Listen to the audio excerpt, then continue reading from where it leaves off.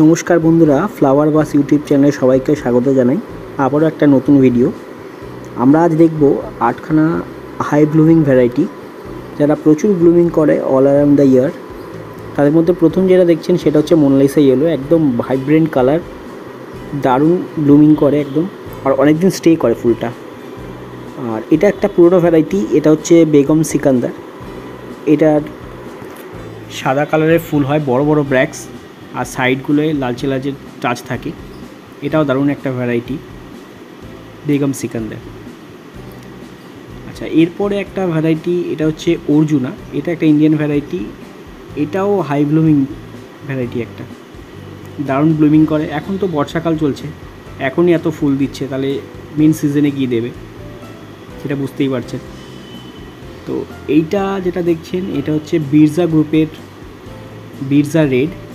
এখন একটু peach colour দেখাচ্ছে, অরিজিনাল কালারটা শীতকালের দিকে আসে রেড কালার। এটা একটা হাই ব্লুমিং ভ্যারাইটি। আচ্ছা, এইটা যেটা দেখছেন এটা হচ্ছে মহাতির পিচ। এটাও একটা হাই ব্লুমিং ভ্যারাইটি, আর ফুলগুলো অনেক বড় বড় সাইজের হয় এবং অনেক দিন স্টে করে ফুলগুলো। দেখুন এখনই কত ফুল হয়ে রয়েছে গাছটিতে।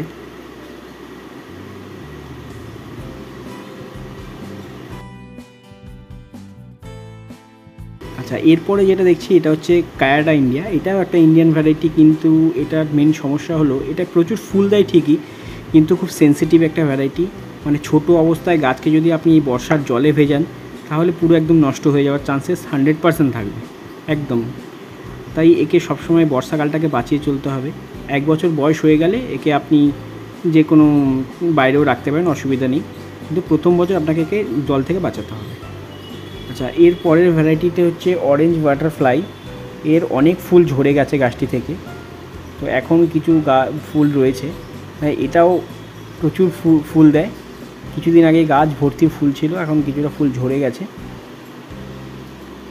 আর এটার একটা ভালো আইডি, এটা হচ্ছে ভিএফ গ্রুপের ফ্লেম।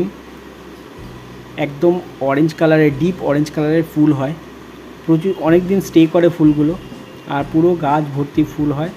আর এর ফুলের কিন্তু কালার একদমই চেঞ্জ হয় না, এরকমই থাকে প্রথম দিক থেকে শেষ পর্যন্ত। তাই এইটাও আপনাদের সংগ্রহে রাখতে পারেন, দারুণ একটা ভ্যারাইটি।